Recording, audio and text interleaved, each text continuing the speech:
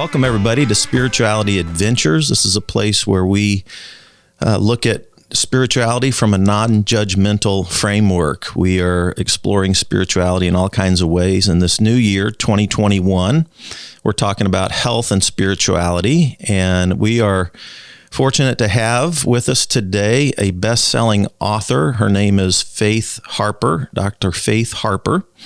And she has written a series of books with the F-bomb in the title. So for those of you who are moms out there and your kids are listening to my podcast right now, I just want to warn you that she has written a series of books, Un-F Your Adulting, Un-F Your Intimacy, Un-F Your Brain. The one that I read was Un-F Your Brain because I felt like that was perfect for all that I've been through. As you guys have heard my story and what I've come through, and my video producer, Matt Cox, had read the book. He introduced me to it, and I loved it. And Faith agreed to do an interview with us. So thank you so much, Faith.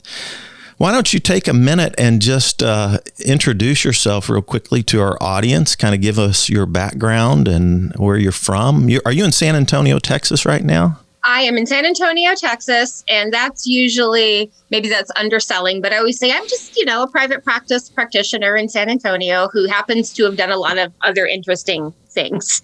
So my PhD is one that incorporates a lot of research and teaching. So writing was a very natural extension of that, of being able to communicate ideas and make things that seem very complex on the surface as simple as they actually are. So you mentioned that you had read the Brain book, and that was my first book, and it continues to be a bestseller, much to everybody's shock. It's one of those books that sells more every month than it has the month before, even though it's been out for 4 years, and have written other books in the series since then. And I've done a TEDx talk, and I've done a few other things, but I'm really, when it comes down to it, just somebody that really likes being in private practice and doing trauma work and drinking coffee and eating tacos. My kids are grown, so it's just me and my husband and the cats at this point. And, life is pretty chill, so I can do a lot of writing. Well, that's awesome. I am loving reading your book. I noticed that you had quoted one of my favorite authors was C.S. Lewis in your Un-F Your Brain book. And so that was interesting. And then you also had in your bibliography Gary Chapman, The 5 Love Languages. Oh, yeah. And so I've always been a fan of his work as well. But tell us a little bit about your faith background, since we're going to be talking about mental health. I really want to dive into trauma and some of the stuff that's in your brain book. But I wanted to hear a little bit about your background as far as faith goes. So I grew up, I'm biracial. My mom is Irish, second-gen American Irish, so very Irish, and grew up very Roman Catholic. Priest does not face you, while doing the liturgy, kind of Catholic. My dad, who is Choctaw, grew up Church of Christ, which seems to be sort of at odds with each other, but there we go. And my dad discovered Catholicism when he met my mom, and I grew up very progressive Catholic. And he actually became a Roman Catholic deacon and is an ecumenical Catholic priest. So super progressive, marching in pride parades, but also grew up kind of gnawing on the catechesis as, my teething ring. So was, and my mom was a spiritual director in the church. And so there was always, spirituality was always there, but it was something to be discussed. It was something to be questioned and talked about. You didn't have to take your spoonful of medicine and just believe. I remember coming home from, I tried to kick all my cats out and I have one here. So anyone sees a tail, Iggy thinks that she belongs everywhere. We can fix that in post, I'm sure. Oh, that's no problem. I remember coming home very early in CDC Bible school for Catholics and being just tearful and aghast because I was told that if you weren't baptized, you go to hell. And I come home and I'm 4 and I'm just what is this is not acceptable. What are we doing? And my mom is she's that's crap. That's not how it works. And if it does work, you can just choose to go to hell and take care of the babies. If that's what you want to do, that's also fine because I know you. That was kind of how I was raised, of being very precocious and being encouraged to be. So my parents' thing was, we want you to have something bigger than yourself. I define spirituality in one of my books as purposeful belonging, which is an indigenous definition. It's the one that I used in my dissertation, and it's the one that I carry through. And we want you to have purposeful belonging. And so they encouraged me to explore other churches and those kinds of things. I ended up taking refuge in the Buddha. I had gone to mindfulness meditation classes in one of the Buddhist lineage groups here in town just to learn it, thinking like this will be something really great for me to teach my clients. Of course, it was for me. And really, I need this for myself. And, Buddhists, they don't shave your head. They don't make you wear saffron robes. They're very like, oh, you can think about it for a couple decades, no hurry. Like nobody knocks on your door and gives you literature. And so it was, even from then, it was a process of exploring that, of recognizing that there was a lot of meaning here for me. And I was just a better person in that practice. And I always, Buddhism is very much infused in my philosophy as a therapist. I always say the Buddha was the first psychologist. So, you don't have to take on that practice to get the benefit of Buddhism. And so that is my practice now. My son also took refuge. He took refuge vows with me when he was a teenager. It was something that he really responded to. My oldest did not. He did. But his father, who we lost to cancer, about 10 years ago, was not comfortable with it. So my son put it aside and waited until his dad had passed. And he thought that, now I can take this on without upsetting him. So he took his refuge vows much later, to respect his dad's discomfort. But he's the only kid that is, Choctaw, that, sages the house and has mala beads, and the only kid on his football team that was handing over mala beads instead of a crucifix when he played football in San Antonio, all those things. Yeah. Well, thank you for sharing that. I was really when I was in rehab a couple of years ago, I was introduced to a lot of mindful meditation practices. I was particularly drawn to the DBT model just because, when I got out of rehab, I started studying all these things, and Marcia Linehan, I think, developed her mindfulness practices in a Buddhist monastery, and that kind of thing. I call it Buddhist CBT. Yeah.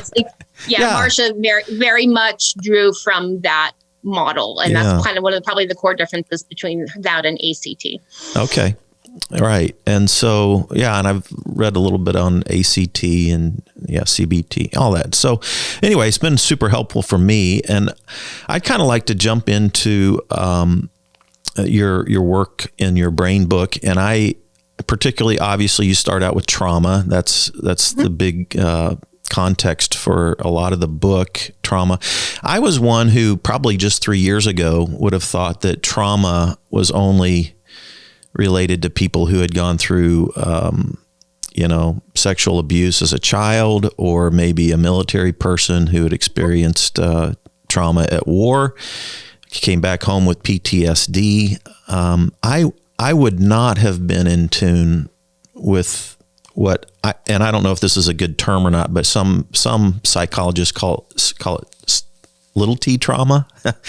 And so I kind of had to rethink through my own life through a different context or lens to see what maybe was back in my childhood that could have been a type of a trauma that shaped what I thought about things.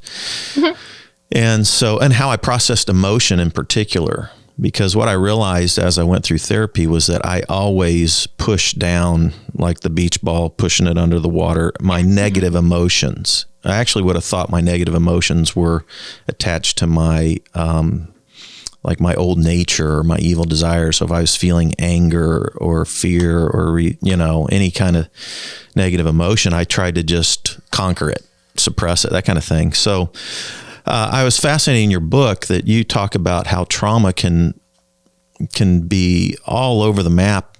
People are so individual that how they experience trauma is so maybe I think most people get big trauma, but maybe talk a little bit about what other types of traumas people can experience and how that affects them even into adulthood if it happened younger? Yeah. I think that, first of all, my definition of trauma is anything that overwhelms our ability to cope.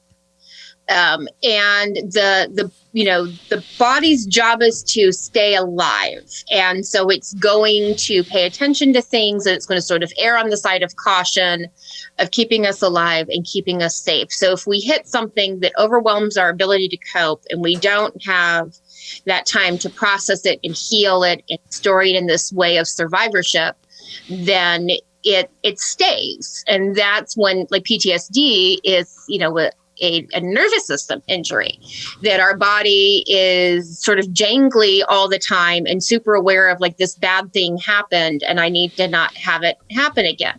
Even having the experience of, having your emotional life disregarded, right? Of being told that's not a good feeling to have. You shouldn't be all of these things. And so you shove it down, and you're told to not listen to your own intuition, to not recognize your own feelings, to not validate them and see what information they're giving you and work through them. And those kinds of things become things that in your nervous system holds. And it's things that get stored middle brain.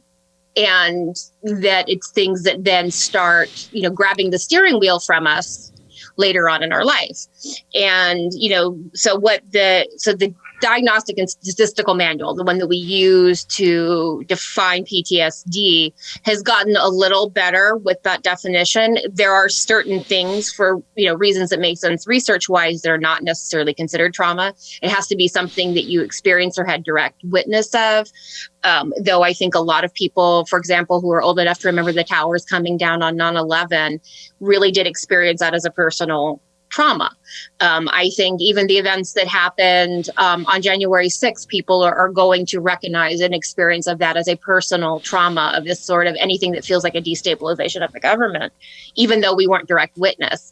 So my definition of trauma is anything that sort of rocks us to our core in that way, and that we no longer feel safe in the world. And then our body codes as, we need to pay attention to this because we're no longer safe in the world. And I think once we recognize it as a nervous system injury, something very physical, it helps us with the recovery part of it. So even experience where you grow up in a fairly safe family, but you experience bullying, or you move to a different school and you experience bullying, all different kinds of things in childhood can be traumatic, even though they don't, in our minds, we say, oh, everybody goes through this, right? You don't think about it as a big deal, right? Right. Or, and you have your parents are going through stuff. And so that, there's issues with your own attachment in that reason. You can have parents that love you very much, but have their own struggles. And that's not, mean to them. It's not saying that they traumatized you, but you experience that as a trauma, that abandonment, that sense of unsafety, whatever it is. And we can, once we recognize it for what it is, then we can work with that. And I have a lot of people who say, like, well, yeah, but that's not the same thing. I was never raped. I wasn't in Iraq or whatever. And I think that both things can be true. We can recognize that, okay, maybe I didn't have it as bad as other people, but that doesn't mean that what I went through doesn't matter. Like, both things can be true. We can have gratitude of having a mostly really good childhood, but also have things to work through. Otherwise, it becomes this game of who has the most trauma. And there's like one person, cooking over a dung fire somewhere in Borneo that has it worse than everybody else, and no one else is allowed to complain. And it doesn't work that way. We all have stuff to work on. Yeah. Most of my audience knows that I went through a pretty big meltdown personally a couple of years ago, and really, kind of felt like I lost my marriage of many years. I lost my career. I lost my community, the church that I'd built. I felt like I'd lost my faith even in the midst of all that. So it felt traumatic to me. And I actually described it as I felt lost, in being that I felt disconnected from myself, and even from my faith, and even from my calling that I felt like I'd had my whole life, and even from, certain key people in my life. And so, it's been interesting to go back and process stuff from childhood that I wouldn't have ever thought about it being traumatic. And then having an adult experience that I guess would qualify as trauma. My thing was always been downplay your negative things, don't pay attention, just work past them, overpower them, subdue them, whatever. And I just found that didn't work very well. I'm curious. We work through them, but we don't push past them, right? It becomes part of our story. I mean, trauma recovery is no longer being a victim, it's being a survivor. That's the shift that brings us to recovery. We're not doing this eternal sunshine of the spotless mind of our experiences. You said you tried, it doesn't work. So we have to, if we can't really get better, it happened. That's not going away. We can get better at it and recognize our capacity for survival and to thrive in those kinds of things can become part of that process, because the brain is still doing its job. It's saying like, hey, we might be in danger here. And then we have to diffuse from that and recognize that that's trauma narrative coming up, trying to protect us. That's okay. And that's where things like metacognitive therapy can be helpful rather than getting fused up in the thought itself. It's our bigger self going, hey, it's, we don't need to worry about that. That's not very helpful for us kind of work. So a couple of things that you talked about in your book, like you said rumination and avoiding are the same thing, basically, or at least they have the same result. And they're both trying to make sense of the process. I like the fact that you gave, it's easy to get upset with my amygdala, but then you give it a break, you say, hey, it's doing what it was supposed to do a long time ago from an evolutionary perspective. Right. But then my brain seems to want to ruminate about everything. Even if I don't feel like I have a big thing to ruminate about, it feels like it wants to find something. Yeah. And it just goes and goes. And that was part of what led to my meltdown was my insomnia. I only slept about 3 hours a night for most of my adult life. Right. So it's because I couldn't shut my brain down. It was just and it wasn't always negative, but it was just always processing, going. So how do we break that ruminate and avoid cycle and move into healthy ways to deal with trauma? What are some of the ways that we break those cycles? Well, I think, you mentioned the mindfulness meditation, and that tends to be step one. And I don't mean this and we're going to, sit on a cliff and achieve transcendence. I mean it in the terms of we're going to work on paying attention to the present moment so we can catch it. Because when you started mindful meditation, you started realizing, oh my God, I'm telling myself really horrible things all the time. I'm awful. I would never say this to anybody that I love, but here I am. This is my messaging to myself. And the worse meditation I have, the more I learn about myself. The most uncomfortable, the hardest for me to stay on task is when I learn the most. It's not soothing, but I learn. And so once we start paying attention to the messaging, this is what I'm telling myself, and that's mean, that becomes that start of the process. And then we have to work with the content itself. And I do a lot of, I try to teach people how to diffuse from the thought. We have this idea that if we're having this thought, therefore it's true, capital T, true, versus a thought that we're having. And so stepping back from it and I'm having the experience of anxiety. I'm having this experience of rumination. And sometimes we can kind of pick it apart and realize it's ridiculous, and that's helpful. And sometimes we can't. So we have to go, okay, this isn't help.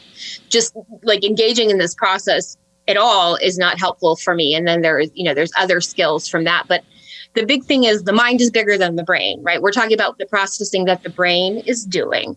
And so the minute we are able to step back and recognize what our brain is doing, that's our mind, that's our bigger self.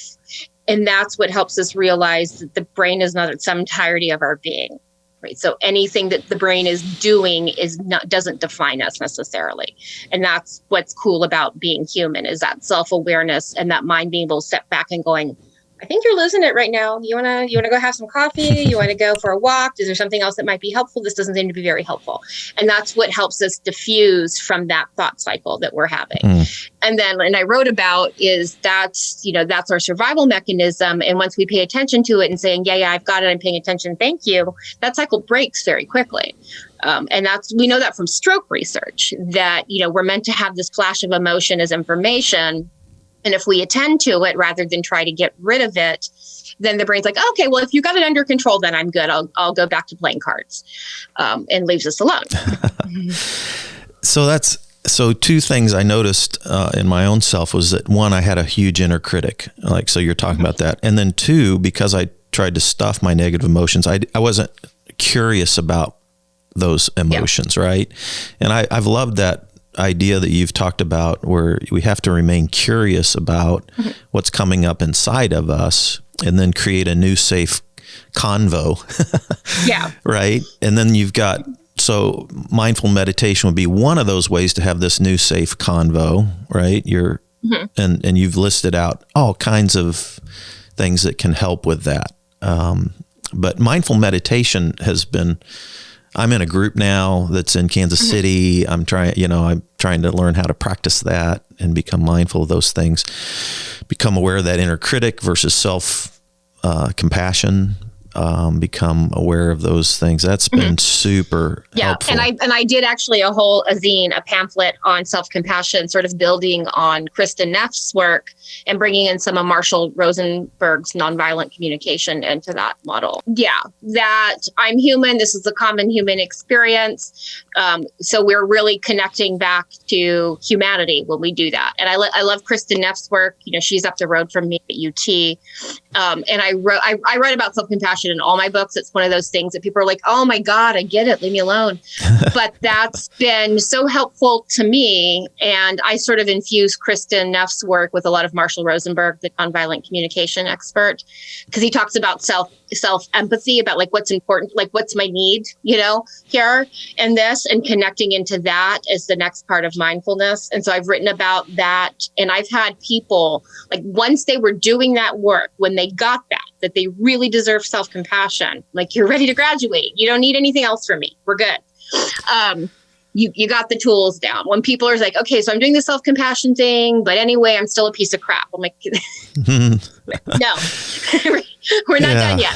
And once they go, oh, I'm not a piece of crap, I'm a human. Yeah, you're good now. Now you graduate. You get your lollipop and you go. Yeah.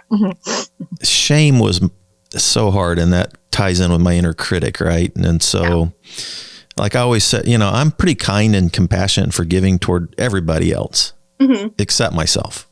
Right. And then you separate yourself from humanity when you do that. Everyone else is okay. I'm fundamentally broken. When other people get it and you don't, you're now saying, I'm not human. Yeah.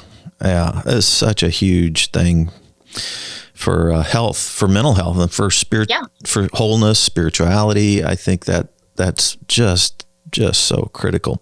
You mentioned a bunch of other things on how to have this new safe convo. You mentioned music, and I'm just curious, this is kind of a fun thing, but you said you grew up on old blues vinyl. Yes. Who are some of your artists that you like? I'm curious. Probably the first song I ever sang as a toddler was Taj Mahal, Fish and Blues. That's what I grew up on. My mom was a Central California baby and, grew up seeing him at clubs and stuff. And so I got to bring her back to see him a few years before she passed, because he's still out making music and doing stuff. So that I grew up on, my parents didn't have money. They were very poor. So you got PBS, and if you were lucky, and we had the vinyl. And so that is what I grew up on. And my kids, to a certain extent, are like, I kind of like your music better than, this other stuff that's out. I'm like, no, there's some stuff coming out that's still excellent. But I agree with you that Taj is still the king. Yeah. Oh, that's cool. I had a friend in Ireland. So I was in Ireland a couple of years ago. But, Van Morrison lives in Ireland. And he has one of my friends that's Irish is a vineyard pastor in Ireland, but he married an African-American gal from America. Her name's Dana Masters, and she's been singing with Van Morrison now for a couple, 2 or 3 years now. She's his main backup. And so that's been kind of fun to revisit Van. They still perform, do tours and all that kind of stuff. I've enjoyed him. I like blues. So, yeah. And then you mentioned exercise, you mentioned nature, you mentioned journaling, you mentioned telling your story, reframing your story. Those were all some of those ideas in your book that you were talking about on how to have a convo that's safe with with yourself, with your past, with your trauma. Those are all ways that we can go ahead. No, I was going to say, and they're all evidence-based. We all have this different way in, right? You and I both happen to be people that respond very well to mindfulness meditation, self-compassion work, whatever. And there's some people that I've tried it. My skin gets itchy. I can't. So they may need to be able to go hiking. They may need to be able to turn on music and or whatever. And so all of these things are there because there's no one way in. In fact, I get very cranky at therapists who say, this is the technique. It works for everybody. It works quickly. Like you're telling people then if they don't do it right, that they failed, versus saying there's tons of ways of doing it. We'll figure it out. If I don't know how to do it, I'll find you somebody who does, but you're not the failure. The technique is. And so all of my books always include, hey, this comes from metacognitive therapy. This comes from MAP. This comes from DBT. Here's a bunch of stuff to try. So if you find the thing that works, you can go do more in that area. That's excellent. So it's interesting. Mindfulness has been good for me. Music. So I'm a big endurance athlete and cycling, but I don't like to be indoors on a trainer. So even in Kansas City, I'm out riding when it's freezing. I'm out riding on frozen trails. I'm out, and I love nature. So I love to hike, backpack, rock climb, do all these nature things. And I just found, I found that that's where I find, it helps me it calms that inner voice that's ruminating and running and everything. And I was even reading, I'm curious, what is it called? This EMDR, is this? Yeah. And so EMDR, I'm not trained in. I'm trained in a version of it called brain spotting. I tend to do a lot of somatics. Brain spotting was created by an individual who was a master EMDR practitioner and started training with Peter Levine and learning more about somatic experience, incorporated the two. And I like it because it brings that somatic component back in. I'm very big on this is nervous system, this is the body, this is mind-body connection. And it, for me, has better tool. I've had people tell me either EMDR was amazing or it was horrible and it re-traumatized them. There doesn't seem to be a lot of in between. And so I'm like, well, could we correct and maybe not have this percentage of the population having a bad experience? And David Grand's brain spotting seems to do that. There's a lot of regrounding skills. I'm a big believer in not having people leave my office with their entrails hanging out. So David, you owe me now a couple K because I just pimped brain spotting. But so I use that idea that there is that eye movement element where we're connecting to this memory and then working through it somatically and he kind of stumbled upon it. He was in New York after 9/11 and worked with over 100 people who experienced the same trauma. What a really interesting, unfortunately, nested case study. And so he saw all these different experiences of the same trauma in these different ways. And he sort of bumped into this way of doing it. And what he said was, with training with Peter Levine, who's sort of the master of somatic experiencing, Peter Levine said, yes, it is a very strong tool, maybe sometimes too strong. And so that's where brain spotting came to be. And it's kind of becoming hip now. There was just an article about it in Yoga Journal. And I'm like, well, that works well for me since I'm the only practitioner in town at the moment. So I like that it incorporates systematics, which I believe very strongly in, plus the really good science of EMDR. So I can't speak to EMDR in specifics because I haven't trained in that. And I know people that do, and they're wonderful. And I refer to it if that's what people really want to do. I feel more comfortable with that sort of offshoot approach. Interesting. If you don't believe in it, it's not going to work. That's, my thing. What we know about any kind of therapy is the therapist and the client both have to believe, like, this is how problems are created and this is how we fix them. And we're in this together. Otherwise, it doesn't work. I interviewed a gal here in town that's sort of the DBT specialist, but she's also worked with EMDR, and her experience was that if the traumas are early childhood, like before a certain age, like 8 or 9, that the EMDR can actually re-traumatize, but then for older adults, it's actually proven pretty successful. I was curious, if you go out and walks on nature, if you're cycling in nature or walking in nature, and you're having, you know how your eyes are moving horizontally all the time when you're hiking through nature and stuff like that. I was curious if there's any kind of connection to that. I was just like, why is nature so, other than the spiritual component, the mystery of nature or whatever, but why is it so healing to me to just move through nature? I don't know. It's been interesting. I think part of it is that, the electromagnetic energy of the earth and the human body are slightly different. And when we have on shoes and we're on our concrete floors and all these things, we're disconnected from that, which is why even going outside barefoot for a few minutes can be very grounding. And that's sort of what we think, like things like Reiki, which actually have like a lot of evidence behind them. And I get people who send me hate mail like, that's stupid. And I'm like, well, then don't do it.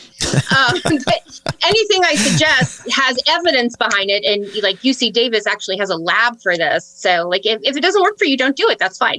But that's what they were harnessing, is that something about Reiki was reconnecting us to that electromagnetic energy of the earth. And I think that's part of it. We're meant to be outside. We're supposed to be. And, we live in this, and I think that that wonder element of it is what Mary Catherine Bateson calls it. She just died like a week and a half ago, the daughter of Gregory Bateson and Margaret Mead. And she was also an ethnographer and a linguist. And she said, because people asked her, like her parents were atheists, she was not. And they said, so, what do you think about spirituality versus religion? And she's like, that's the wrong question. She said, you can do either by rote and it not have any meaning. Whether you pray or you have crystal, whatever it is, it can be something that's done by rote that really doesn't have meaning. And she said, it's engaging in the world with a sense of wonder, which you can do with religion, you can do with spirituality, you can do as a secular humanist. That's what connects us to that bigger. That's that purposeful belonging, is that sense of wonder. And it's really hard to be out in nature and not experience the wonderment of the world. I love that. I just wrote a blog a couple of weeks ago on childlike wonder. Yes. So I love that. If you listen to Krista Tippett's podcast, she replayed that interview fairly recently, about a week before Mary Catherine Bateson passed. So it's fairly recently in her On Being archives, and it was really beautiful to hear this woman who had this wealth, decades of experience, speaking of it that way. That's good. I like that.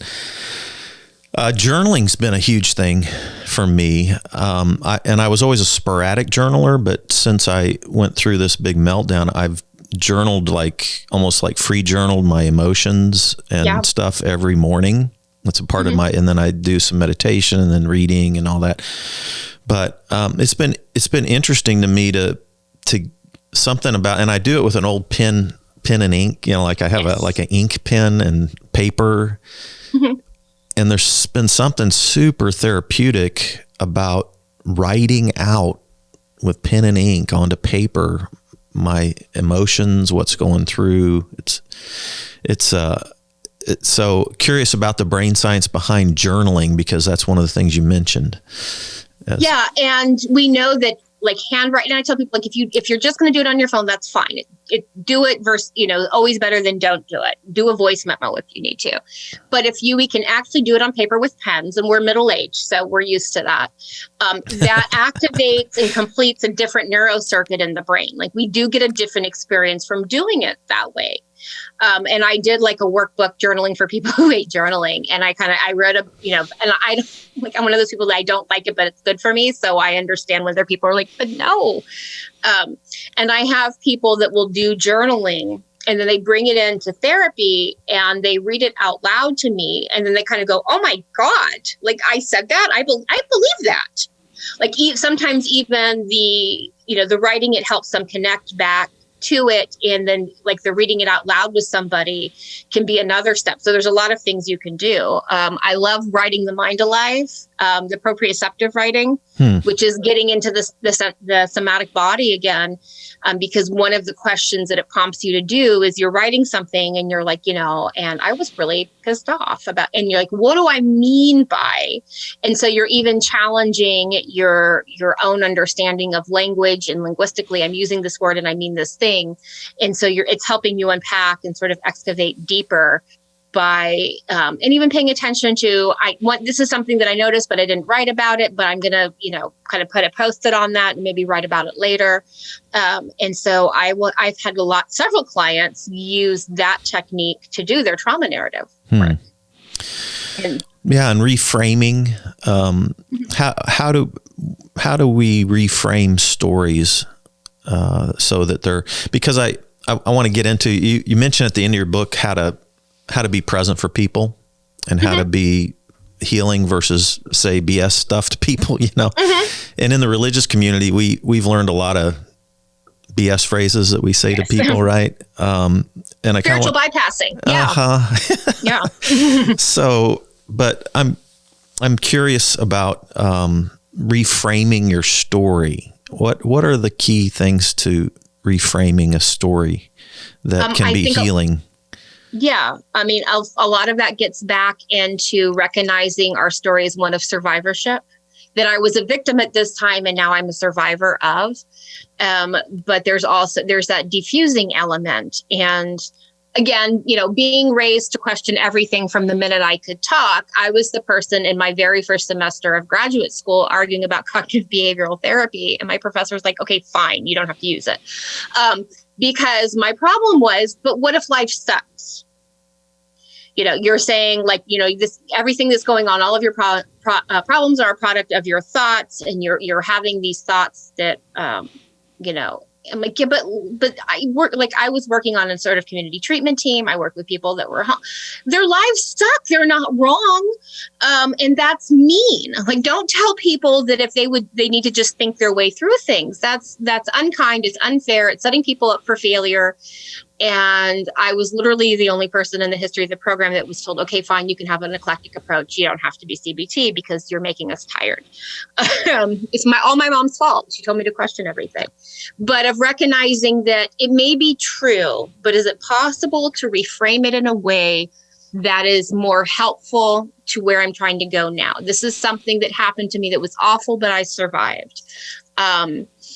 Working with teens who were in the child serving system, for example, would say, like my mom doesn't love me enough to get off drugs. And so here I am, continue to be in foster care. And there was truth to that, right?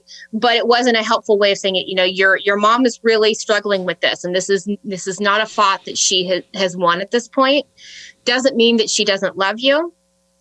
This is just where she is, and that's not about her love for you or your worthiness of being loved. Drugs are a demon. And, hopefully she will be able to overcome this, and you will be able to have that relationship. And all you can do right now is, take care of you and recognize your worth and your value, and those kinds of things. Mm-hmm.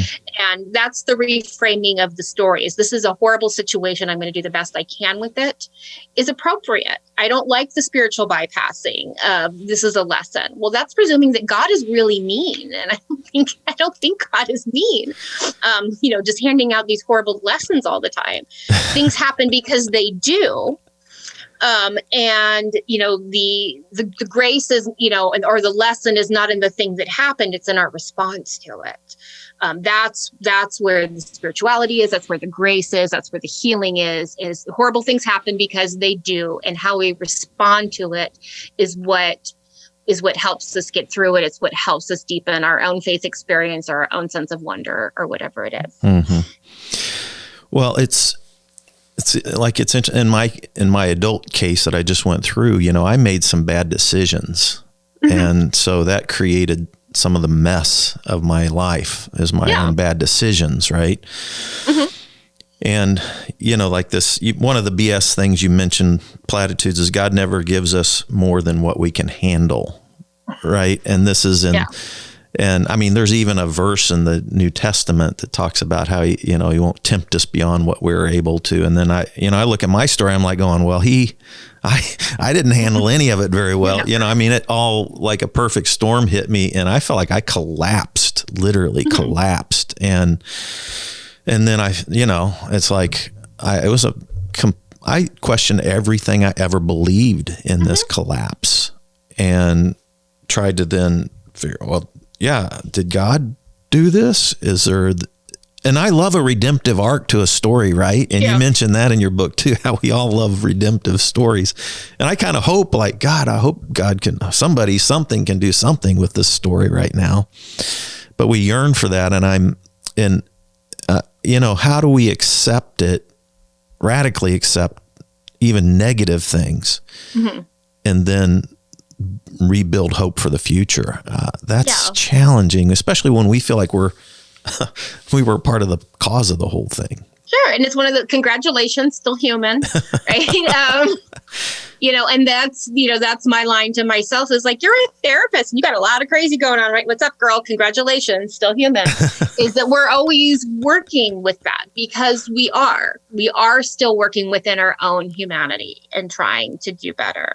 And I'm not a Bible literalist and wasn't raised to be one. I think Rob Bell's book, What is the Bible is probably a good reference for people who are kind of exploring that, we're presuming it through the lens of 2021. We're making all these presumptions. And, I see this all the time, in ethnographies and stuff is we're presuming meaning of something that made sense linguistically at this point may not mean the same thing now. Mm-hmm. So we can, I like to err on the side of, let's not be mean, including to ourselves. And this idea that, God is, handing out, spankings is not particularly helpful to anyone leading a better life. I was raised with this idea of God or whoever that is for you going, oh God, kiddo, what are you doing? And versus like, haha, now you understand, the bad things happen because that's being human. Mm-hmm. And it's not a meted out punishment. And it's not that we were supposed to learn from it. And it's not that we got too uppity. So we were being pushed to our knees. I wasn't raised that way. I don't believe in that. And I don't think it's helpful for our mental health. And that's what the spiritual bypassing is, right? Of like, oh, well, that's just, we never do the deeper work if we go, oh, well, that's just how it's meant to be. And so we're not doing any deeper work of like, what got me there? Was it meant to be? Like, this was just the preordained, this is the crap that I had to go through in order to share my story with others. Or we could do the deeper work of being a human is really hard and I'm frail. And these are the things that hurt me that I have to pay attention to be a better person. And bad things happen because they do. And that's the deeper work. Is it Masters wrote Spiritual Bypassing? I don't. And then there's another term for it, avoidance and holy drag. I love that term as well. Of like, we're avoiding that deeper work when we just say, oh, well, that was my lesson. Okay, well, did you learn it? And we never have that chance to do that deeper internal work if we say that, oh, well, that's just what God wanted me to do. I'm going to get a lot of hate mail after this. No, you're not. No, I think that's an important one that we do the work that we need to do, that we dive into it. And, I think when we heal that there can be good things that emerge out of it and we can learn from it. And I certainly would, if I'm going to go through a horrible amount of pain, I'd rather learn from it than not. Right. So time heals everything, another BS platitude that you hear that everywhere. Right. Yes. Yeah. Well, it's healed over the surface, but you still have that big festering wound under the skin. But we can call it healed since we don't see it on the surface anymore. Sure. Yeah.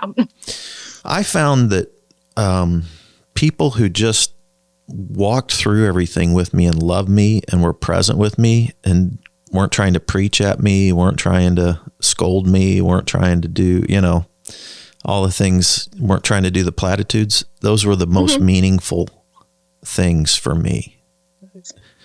And that's always been my experience in those tough places, is that people are like, you want to go for a walk? Do you need anything? Okay, well, if you don't know, if you think of something, let me know, whatever it is. I just had someone yesterday ask me on Twitter, how do I support this person who I love that's going through this severe mental health crisis? And I'm like, I don't know. Did you ask them? Of just going, and also it's okay if they don't know and you can figure it out together, but rather than trying to fix. And one of the things I wrote about in the book is people trying to help me by doing things that made them feel better about what I was going through. And it was not about me. It was about their discomfort. And the more we can go, like, this is me wanting to do something that's about my own discomfort, rather something that's actually helpful for them. That's a good perspective shift. I told the story of the friend buying me a ham. I didn't want a ham. I really, really did not want a ham. And that was, she had lost her husband. And so her stuff was coming up. And so she wanted to check this box of, I did something for my friend. I didn't need a ham. So that's become a metaphor of people are going to give you a lot of ham and they love you. But when it's your turn, please don't give anyone ham. Yeah. Well-meaning, right? For most people, it's well-meaning, but why is it so hard for us just to sit with somebody without advice and love them, maybe in silence? Why is that? Because it brings up we have so many fears of everything, fears of pain, fears of death, fear of overwhelm, that we want to feel in better control of the situation. When somebody's going through something that feels very, very out of control, our mirror neurons are firing and we want to feel better for ourselves. We're hurt. We hurt with people. And so we don't want them to hurt, and we don't want to hurt. It's not a place of selfishness. It's a discomfort with feeling pain that we're feeling really with them. And, as we learn more to sit with our own pain, we learn more to sit with others. I think that's huge. And then the phrase, I know how you feel. And I think if we just switch it up a little bit and saying, I have just enough idea of what you're going through, that my heart is really hurting for you. Well, I appreciated those. You end with this talk about grief, and you quote C.S. Lewis in that little chapter. No one ever told me that grief is so much like fear. That's a quote from C.S. Lewis's An Observance of Grief. Yeah. And I love that quote. Why is grief so much like fear? Because there's two fundamental human fears: the fear of abandonment and the fear of overwhelmment. And a grief experience, a losing of someone, hits both, right?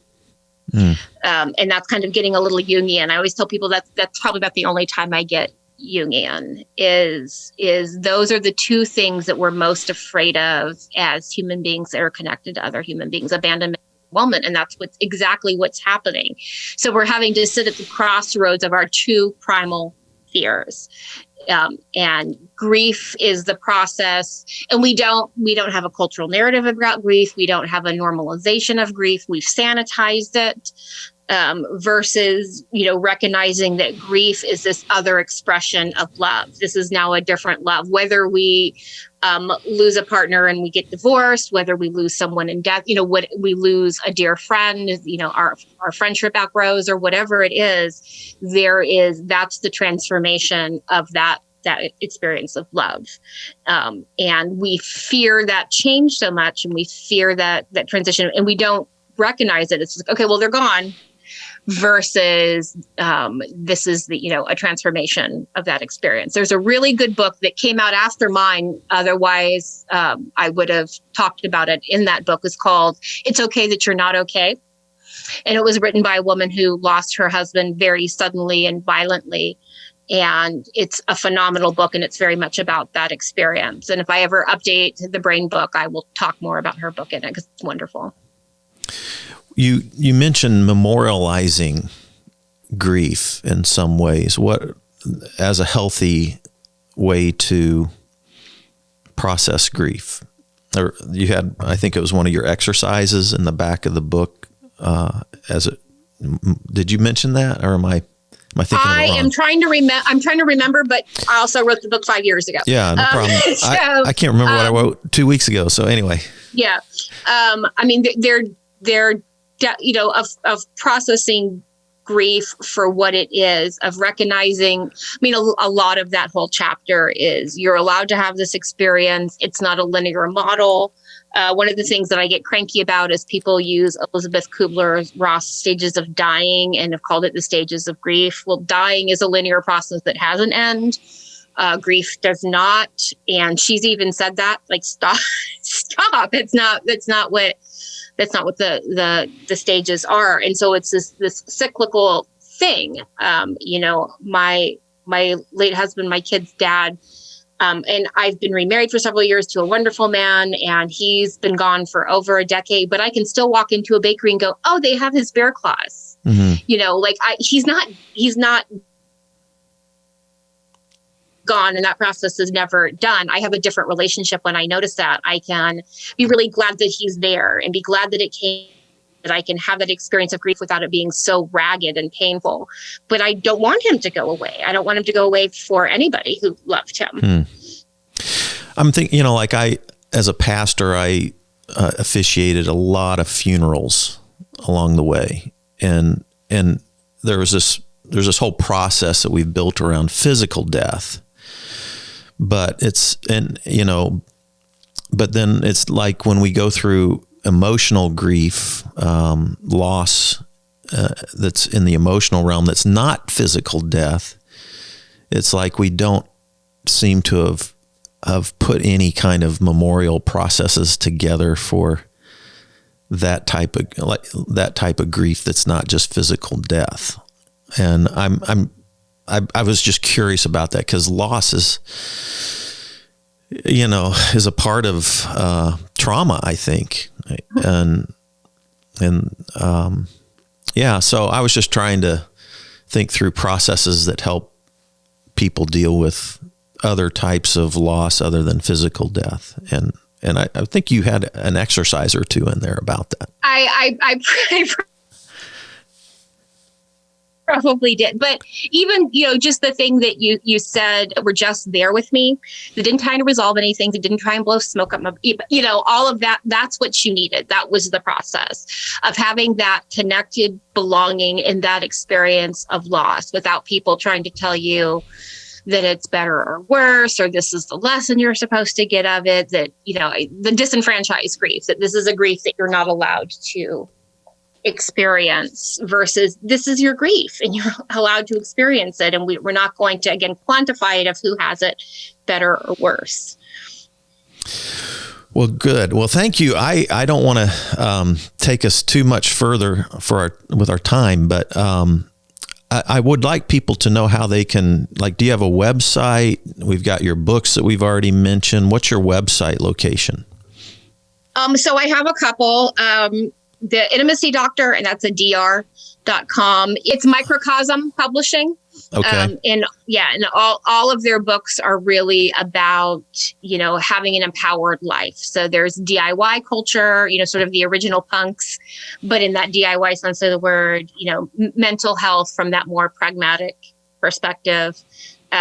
People ask me if my books are appropriate for kids. And I'm like, well, if you don't mind the language, the topics themselves are completely appropriate. In fact, teens tend to adore them.